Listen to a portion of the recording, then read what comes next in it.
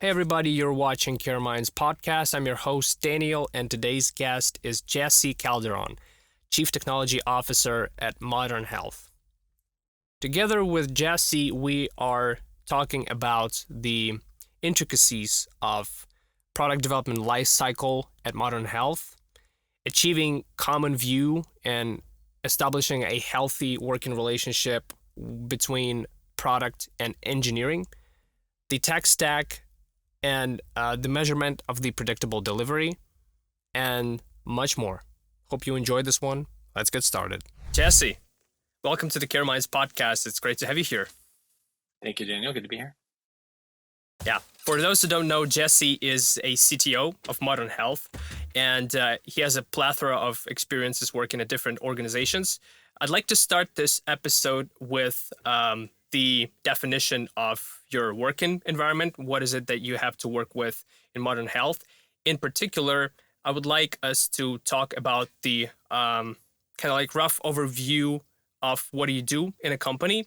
And then, so then when we touch base on things like product development lifecycle, these things kind of like make sense since the audience has a chance to know about your workspace first. Sounds good. Yeah. So Modern Health is a mental health provider. We provide a mental health care solution, so technology platform application where you can get daily meditations and kind of self-guided therapy, and then you can connect to therapists and coaches as well. Started about 6 years ago. So that's our product offering, a mix of software and then therapy and coaching solutions. Awesome. And when we're talking about Modern Health, why don't we roughly review the kind of like product development lifecycle at Modern Health, and particularly your view as a technical representative of that process? And also, with that regard, how do you view the collaboration between the technical and the product taking place whilst this process is happening? Sounds good. Yeah. So we, I think like many companies, we do kind of annual planning. So the leadership team will look at the next year ahead. We kind of do that in the fall, right? So coming up here, we'll plan out 2024. What are the big investments? What are the big strategic objectives? And then the technology team will we basically do half year planning. So we'll look at the sequence of the work for the whole year and then sit down and think about the first half of the year and kind of lay out. We do big rock planning. Mm-hmm. So what are the kind of big things we know we want to accomplish? And then we'll list out kind of smaller tech debt items and other things that we want to sprinkle in, assuming we have time and resources after the big rocks. And so that whole process is driven by the product management team.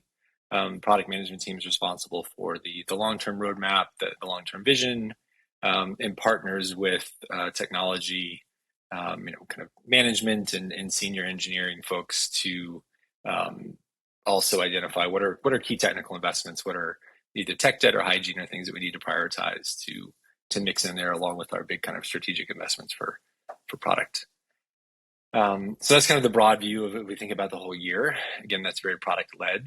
And then when we get into more detailed planning, our product development lifecycle has essentially elaborating on kind of what is the business case, what is the problem we're solving. Then we'll go into scoping. So actually, all right, we know what this thing is. Let's scope this out. Let's break it down into epics and stories, that kind of level of detail, and think about it. And then we'll go into a build phase. And then after we build, so during build, this is kind of project management week to week. How are we progressing? And then once we ship, we'll be in a monitor phase, kind of looking at monitoring the capabilities, the solution, how's the adoption, is it meeting our objectives? So those are kind of the broad way you can think about it: ideation, scoping, building, and monitoring. We internally here, we have what we call, kind of think about as a triad. So we have engineering leader, a product leader, and a design leader that partner week to week, sprint to sprint on planning out development as we move forward. So it's a pretty tight collaboration. Again, product led for the most part. We kind of break it down as product is responsible for what problems we're solving and why, and then the engineering managers are responsible for how are we building it and when is it going to ship. And so it's that kind of partnership between engineering and product that gets us to the final set of deliverables. Mm-hmm. And variations of that might be ranging from company to company. One common thread, though, I wanted to ask you this question. You've been in the game for a very long time. What are the things that, particularly in modern health, are being implemented in order to make sure that the product management team and the technical team are both understanding the roadmap from the same perspective point of view? In other words, what are kind of like the things that are implemented communication wise that help you navigate that space cohesively as a unit? Yeah. So we start with roles and responsibilities. We have defined that role of the product manager is responsible for what we're doing and why, and then the engineering manager is responsible for kind of the how we're building it when it ships. So that's kind of clearly defined in a roles and responsibilities level. Tooling wise, we use Jira for our stories. We use Product Plan for our overall portfolio management, and so we have a common place to define the roadmap. Engineering managers, product managers both have access to make sure that we're updating the tooling. And then process-wise, we have a couple of ceremonies. So we have a product review ceremony, which is once a week. This is an open forum where the teams will bring projects to review in ideation or in scoping. And again, it's kind of an open sign up so the teams can come in and present to the technology leadership team for feedback, for review, for input, or for broader visibility across the organization. And then we have, for ongoing execution, we have a separate meeting, which is we review all of our projects on a weekly basis. We kind of use a green, yellow, red. For the projects that are green, we don't really talk about them, but for projects that are yellow where they need some help or people just want to raise some visibility that, hey, maybe we need some resourcing or maybe we need to do some further user testing or user research, they can get help. And then red projects, things that are blocked where, hey, we need to kind of rethink, replan. And so those are kind of our mix of tooling and process that we use to kind of make sure that we have the space in the forums for people to sync and get help when they need to.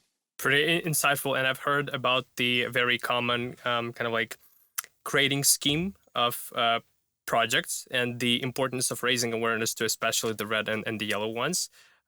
Sometimes it's not a very pleasant thing to do, but it's absolutely necessary.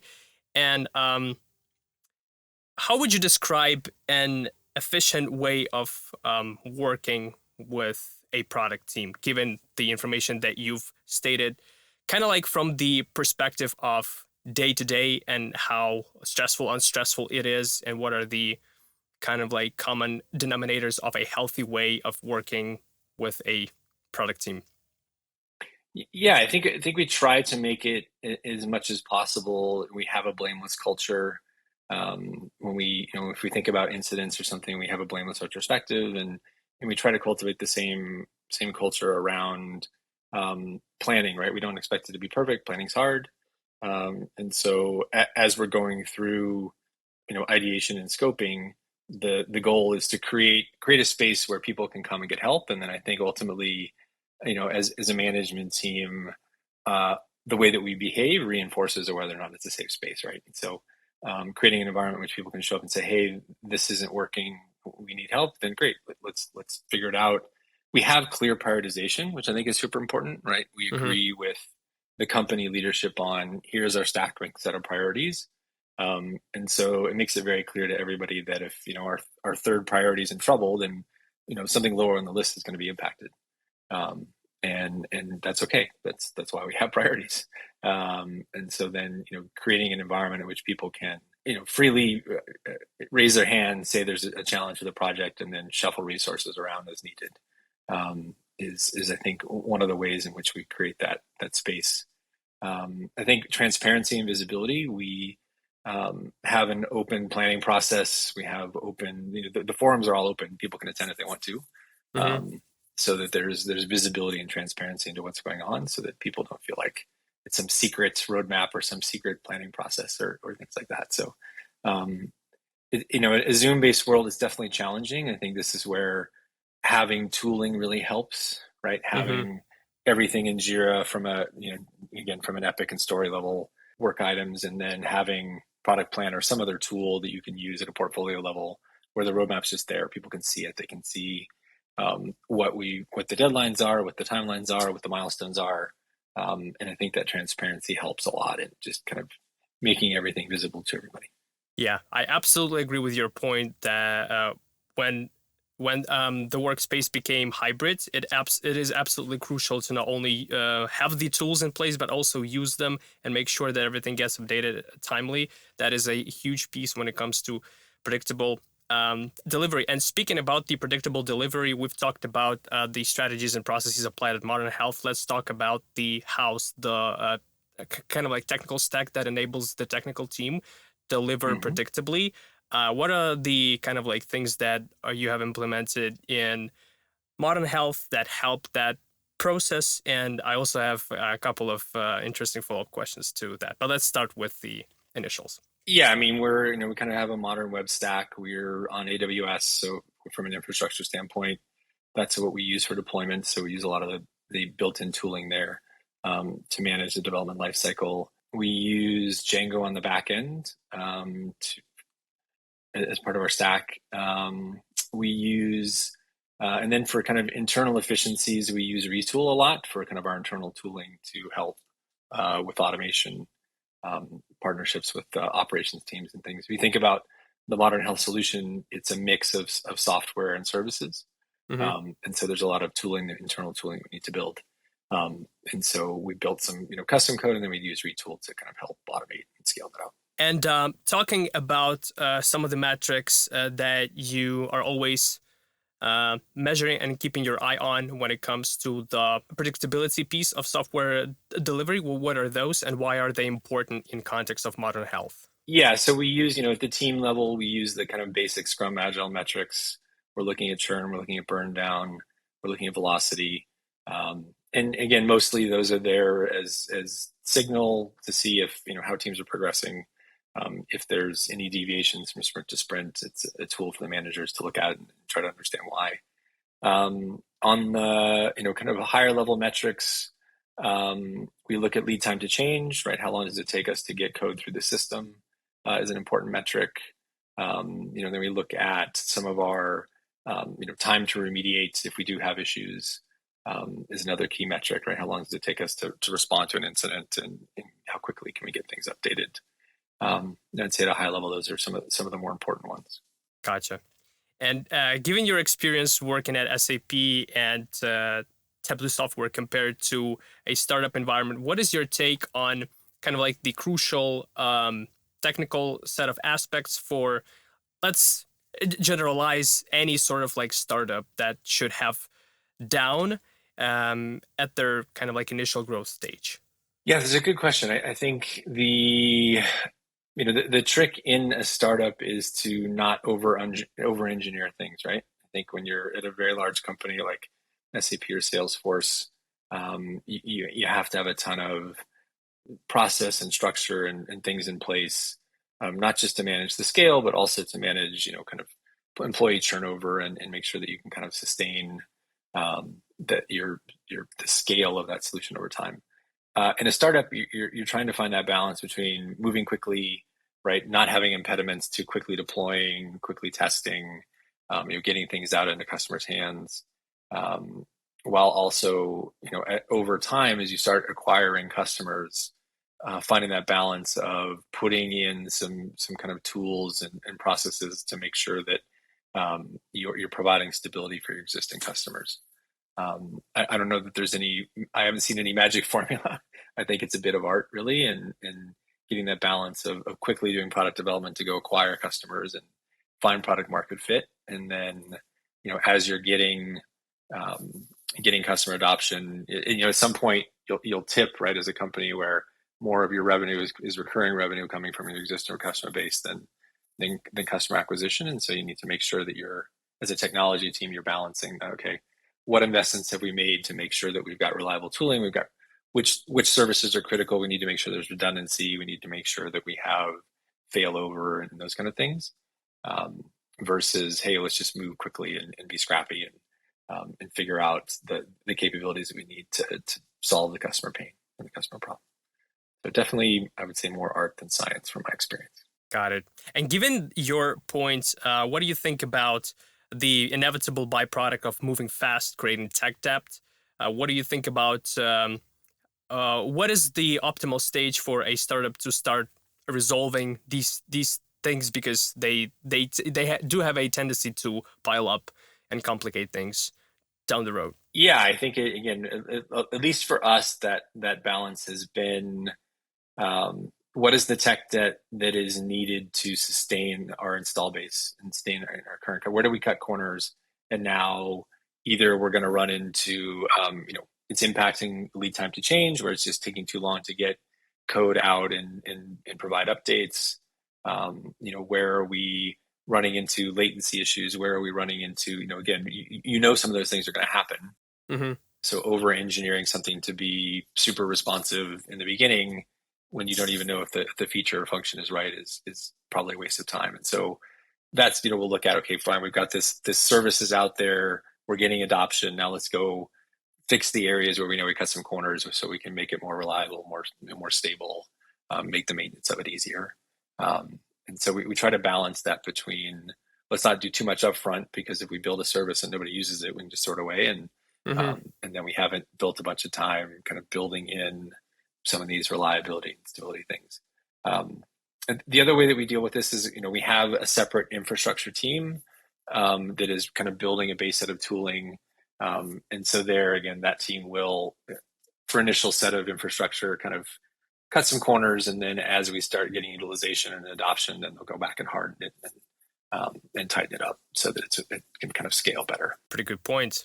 Like it. Let's talk about some of the questions related to the culture, team management, and leadership. I was wondering about your take on experience comparison between bigger companies and startups. What are the differences in the resources availability, responsibilities, and kind of like creative freedom of the technical process, if that could be a term applicable to that particular domain? But let's start and talk about that. Yeah, so I guess I'll start with larger companies, right? I mean, my experience in a large company is that you just at the scale that you're operating, you end up with kind of highly specialized skill sets, right? You have a product manager, you have a program manager, you have a TPM, you'll have a developer, you'll have a test developer, just very highly specialized skill sets to operate at the scale that you're trying to operate at a Salesforce or an SAP. And so this creates fairly siloed workflows, and the degrees of freedoms that individual roles have are kind of necessarily restricted, right? So that you have clear sets of roles and responsibilities, and you can kind of operate in a 5,000, 10,000, 20,000 person, engineering structure. And there is some flexibility and degrees of freedom as an individual, but you're mostly kind of in your role, and you grow as an individual by switching roles. You move from a dev to a TPM to various functions. I would say in startups, I would break it down kind of into two classes. They're kind of early stage and later stage, right? Like a Series A or a Series B, where you're really trying to find product market fit. Those organizations, roles and responsibilities are fairly loose. You're moving quick. You're trying to find out product market fit, right? What's going to work for the problem, whatever particular problem you're after. And so those environments are highly dynamic. There's not, again, I think rightly, not a lot of structure and process in place. It's let's get whoever needs to be involved to identify the problem, define the solution, build it and ship it and get it out, and quickly iterate with customers and users to figure out what's working. As we get into later stage companies, and I would say kind of Series D, kind of you've got mostly product market fit, and now you're looking to scale. Then it changes a bit, and you kind of bring in, all right, let's get some processes and structures in place to help us scale, right? Because as I said, at some point you're tipping between revenue acquisition to a good chunk of your revenue is coming from your existing customer base. And so with that, you have a responsibility to, and you need kind of structure and processes in place. So as an example, being able to listen to existing customers and understand what their pain points are, and fix them, right? That's going to, you'll need some sort of customer advisory council. You'll need customer feedback. You'll need a way to get that in. And then, on the engineering level, you've got to make decisions on, okay, are we going to be, working in this sprint on supporting, fixing existing customer issues and removing burrs from workflows and improving those, or are we going to be, working on new things? And so you get a little more specialization, right? The product manager role gets more defined. Depending on how big you are, your program management function will get more defined. The role of a developer will get a little more structured on, here's areas where you're clearly have a role and responsibility, and areas where somebody else in the organization is responsible for that. And so it's that kind of getting a little more rigorous about roles and responsibilities and who's doing what, again, kind of helps you scale and put in place the decision making and processes you need as you scale up. Very good point. Very good explanations, especially for the people that are not decided if they want to join a super early startup or kind of like join later in the journey. This is a pretty good point.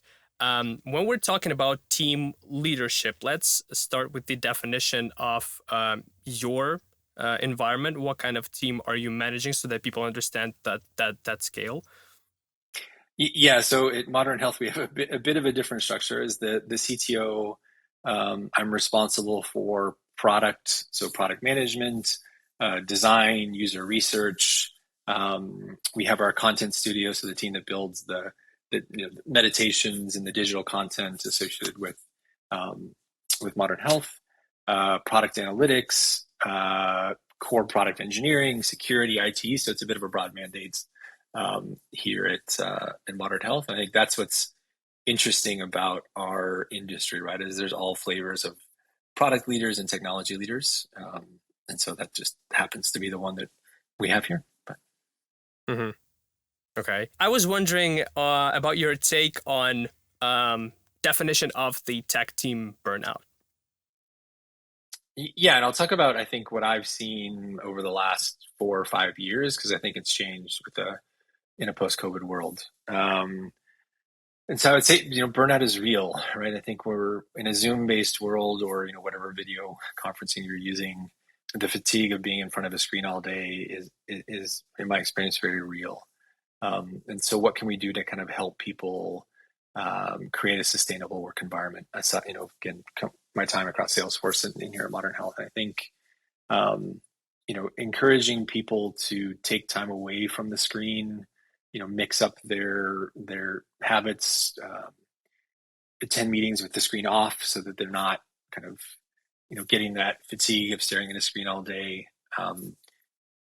Creating space. You can certainly create policy if you want to say, hey, this type of meeting, we need your screen on, whether it's number of people based, whether it's content based, those kinds of things. But creating ways to help people avoid the burnout that I think is inherent in staring at the screen for 8 hours a day, right? I think people underestimate in the previous world how much they got up and they walked around and they went to, grab a drink and go to, walk outside, and just that space that was created to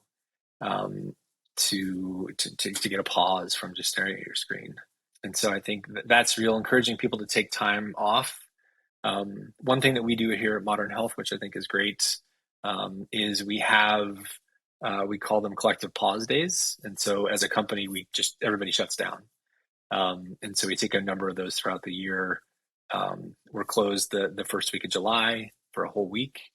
And the benefit of that is that everybody's gone, right? I think one of the challenges when you tell people to, hey, use your vacation time and take personal time off is when you're away, the work's still happening, right? The company's still going.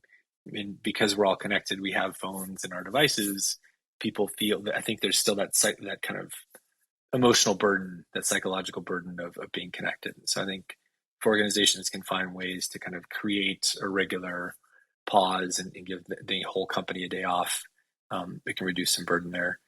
So, those are some kind of day-to-day things. I think we, as a leadership team, try to be thoughtful about workloads. I think some of the things we talked about earlier around having transparency in the backlog, having places where people can raise in a safe way, hey, we had some assumptions. Those assumptions aren't holding anymore. We need to replan. We need to rethink.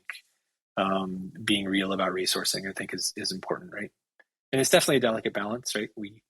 As a startup, we need to move fast. We need to compete. The market's not static. And so finding that balance between making it clear to everybody, here's what we need to do to be competitive and win. And then, at an individual level, creating space for people to kind of work in a way that's going to be suitable for them and sustainable for them. I think for me, at the end of the day, it really does come down to the management team. Hmm. Individual managers, whether they're marketing managers, sales managers, engineering managers, having that one-on-one conversation of, for you, Sally, how are you doing? What's working for you? What isn't? How can we make sure that we can create a sustainable long-term work environment for you? Um, I think it really comes down to that, understanding individuals, and then as an organization, kind of adopting and adjusting the way that you work. Um, and then maybe the last thing is it has to be modeled, right? I think leaders need to model that kind of behavior of not just say, hey, this matters, but taking time, creating space, so that people don't feel that pressure and burn Hmm. themselves out. Hmm. And when it comes to the team burnout with higher ups, and I wanted to also ask about how did you manage your burnout? Maybe there are some tips that would be useful for CTOs at different companies. Yeah, I think for me, it is really that the balance in your personal life and the balance in your work life, right? Making sure that you're getting sleep, that you're taking some vacation, that you're doing whatever recharges you, right? For me, it's bike riding, getting some exercise, so that you have that. I kind of, I guess, no surprise working in a mental health company, having that balance between your personal life and professional life so that you can show up in a sustainable way, I think is super important. So that's what I try to focus on: getting the right amount of sleep, right amount of exercise, um, right mental time away. Uh, I'm an introvert, so I do some reading and some quiet time to recharge. Trying to, my wife and I are exploring yoga as a way to kind of get a little more rest and relaxation and focus. But I think for me, that's the key is, that it's not all just about work or just about your personal life. How do you um, get your personal life in balance and kind of well organized so that you can show up and do the things you want to do at work and in a competitive environment? Yeah, I especially like this point because in order to make sure that your team is not burned out, you need to follow the process through and through. Make sure that it's happening on both ends. Yeah, I think in a work context, little things like instead of sending a Slack at 6 in the morning, schedule it for 8 a.m. On the weekend. So I'll do that. It's a great feature. You can do basically scheduling of emails, scheduling of Slack. So I can still work if I need to, and my mind's rolling, but I'm not then impacting somebody and creating a sense of urgency in them. Oh, I have to respond on Saturday night, or I have to respond at 6 a.m. on a Monday morning. So things like that, where you can, I can still do the things I need to do, but Mm-hmm. not feel like that communication is now going to randomize somebody or force them to feel like they have to respond. Great points. Amazing content. Jesse, thank you very much for joining our episode. I've had so much fun. Awesome. Thank you. Thank you for having me. It was great to be here. Thanks for watching this CareMinds podcast with Jesse Calderon, Chief Technology Officer at Modern Health. Was this episode useful? Please let us know in the comment section below. We're looking forward to receiving a comment from you. Please consider subscribing and hitting the bell notification. This helps the channel to produce more content like this. Until next time.